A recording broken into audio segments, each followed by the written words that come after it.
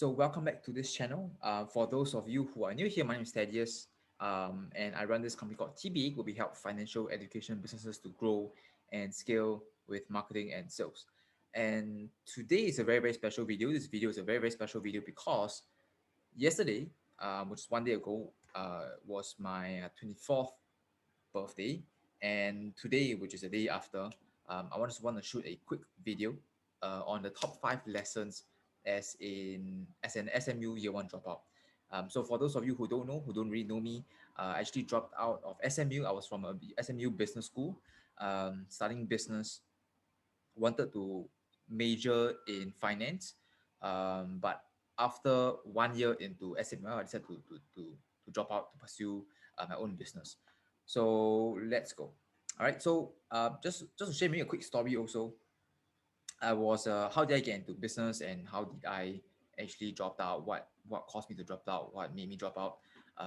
Very simply, while I was in my first year of SMU, I was also interning in this startup company.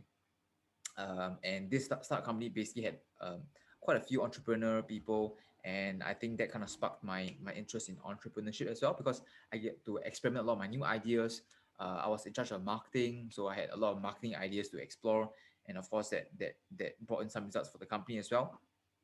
And I realized that it was something that I think was suited my personality. All right, so I think that kind of got me into entrepreneurship, and fast forward today, I have quit school. Uh, Never felt happier. Right. So here are my 5 lessons as a SMU dropout. Um, and let's go. All right. So the first lesson which I realized is that there will never be a perfect time to do something or to start something.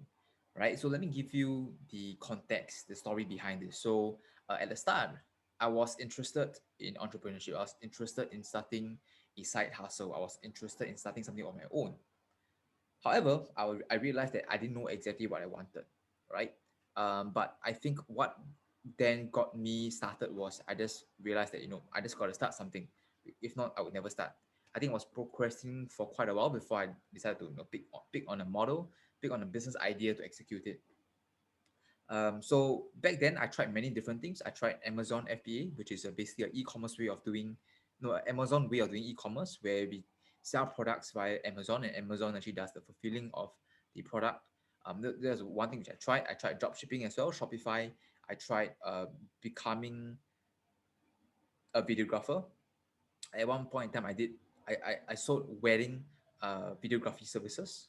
I also almost went into insurance, and yeah, I think I did quite a bit of things. So mainly all these side hustle freelancer things, and I realized that a lot of I think what I realized is that some things I liked, some things I didn't like. Example, I didn't really enjoy um, uh, bring my video equipments out to the sun or different places to shoot and then come back and edit.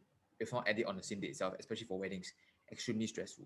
Something which I didn't really like. And what I realized I liked, which is to be in front of the computer, just be with myself and running campaigns for clients, writing copy as well. And that was something which I realized I liked. And of course, that kind of shifted me in a direction of um, starting this current business, which I have, which is basically marketing consulting agency. We help clients to grow with marketing campaigns. We help them with lead generation, sales as well, and a bit of the business structure. So something so that was the context in which drove me in this direction. And I think what I learned down here is that at the start, sometimes you never know what is the best direction. You don't know where's the best time to do something or to start something, especially when you're trying to start a new business idea. And what I realized is that um, motion creates direction, right? You don't necessarily always have to have that main thing 100% right all the time, but so long you just get things started, you will kind of know what might suit you, what might interest you, what you don't like. And I think that is one way you can ultimately find your ideal business idea, and something that is what you're passionate about as well, right? So the first lesson, which is there will never be a perfect time to do something, to start something. You just got to start, right? And ultimately, trust the process, and this process will actually guide you to finding out something what you like. I think this still applies to me right now, which is finding that something that I want to suffer for. Okay, so this is lesson number one. Just keep moving. Okay, lesson number two, which is learn from mentors. So after I dropped out from SMU, I realized that I was a complete idiot at business. I made extremely bad deals. I went from ideas to ideas. I didn't know how to sell. I didn't know how to market as well. I didn't know how to get the right kind of deals. I didn't know how to do many, many different things. Hiring, training, retaining, it's all like I didn't know what I was doing. And I realized it was important to learn from mentors, right? You can either pay through real mistakes or you can pay mentors. What I realized, paying mentors is actually a much faster and cheaper way, right? If you learn from life can be a bitch sometimes, right? They can, you might have to pay way more. Example, if you hire the wrong person who maybe you're paying 2 3K a month, you came to stay for 1 year and realize maybe he was the wrong person to hire. So all of these things are painful mistakes, which all of it could be avoided with getting the right kind of mentors in to guide you. Um, and one thing which I also learned from mentors, which is to stay humble, right? So there's this quote which I learned, it's kind of stuck with me, which is being interested versus interesting, right? So be interested rather be interesting. So what do I mean? A lot of times, I think I'm guilty of that myself, which is I try to like share more about myself, try to brag of like my own strengths and whatnot. But what I realize, usually that doesn't really do anything for you. What's much better is to be interested in what the other party is saying, right? So I realize these are things which you don't really learn in school, and it's far more important. Uh, it's really important that you learn all these like different things, different nuances in business that can put you ahead in business and in life. So lesson number two is which is really to learn from mentors because it will help you avoid all these expensive, painful mistakes, which is I don't know, like help me avoid a tons of mistakes. That's lesson number two. Lesson number three is asking the right kind of questions. Asking the right kind of questions. So I think I made a video, something like this. I think second or third video, but maybe I'll just do it a repeat over here, which is so at the start of my entrepreneurship journey, I was hustling, right? It's a norm. Because at the start, what's most important is you get the business up and running. You need to ensure you have cash coming to the business so they can hire, train people, and also continue to grow. So I was constantly hustling like day and night. I was waking up like 7, 8 a.m. and hustling all the way to 12 a.m., 1 a.m. And then the whole cycle repeats 24/7. And what I realized is that sometimes I was doing it blindly and I was going in the wrong direction, right? And I realized it's important. How to avoid that is by asking the right kind of questions, right? So, example, what I do right now is to actually have a simple set of questions that I ask myself every single day that will propel me in the right direction, or at least gives me or prompts me to think, to give me answers that will guide me to the right direction, right? Something which I realize that is so important because sometimes when we hustle, we just hustle for the sake of hustling. We just do, and we might have deviated off. Yeah, so that's one thing which I realize is important, which is to ask the right kind of questions and also the right kind of people, right? So this is lesson number three, asking the right questions. It will literally take you very far ahead. And I realize also maybe I just want to bring this up. The first My first 100K was actually so the first 100K of income which I got was actually through a question. So I think maybe 3 4 years ago I was in an investing workshop where they were teaching value investing, and one of the questions which the trainer asked, right, was what is your income goal for investing, right? And I think I was writing down I wanted to achieve 100K income in cash by the end of my uni, by the end of uni.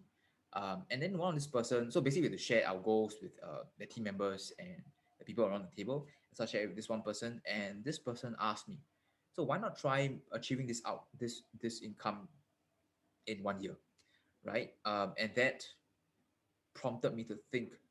It opened up my mind, and I was asking myself, is that really possible, right? And that question seeded some ideas in my head, and I decided to go onto the internet to find out how can I do it, and that started everything, which is and yeah. So this was the first thing, which is I realized very crucial, which is asking the right kind of questions, right? How can you do this instead of I can't do this?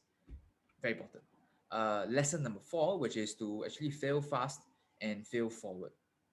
So in my life, actually in my own experience, I have actually failed a lot of things. Failed in my many ventures, many processes as well. Made many mistakes, and I realized that failing is actually very normal, right? From what I hear from my mentors, and also from what I learn from people like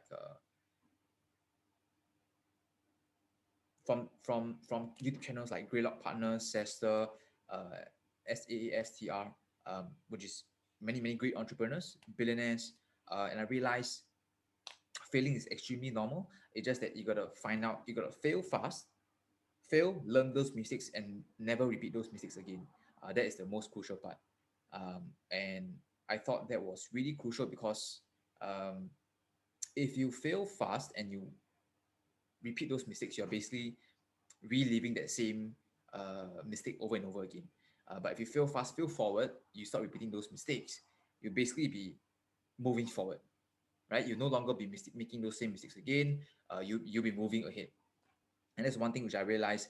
Failing, it's extremely normal. It's okay. It's normal to make mistakes. But what is most important is you learn from them and move ahead. Something that is crucial, right? So uh, I was always I was always stressed out of making mistakes, perfectionist, um, and I realized that that kind of helped me back from progress. So fail fast, fail forward. Now, lesson number five, which is surrounding yourself with the right people. So myself, I'm very blessed with the environment which I was put in when I was much younger, 20 years old, 19, 20 years old. And that put me, I would say, kind of propel me to where I am today. Um, so at the start, I was basically surrounded with a lot of entrepreneurs, a lot of full-time investors, and these people have really awesome mindset.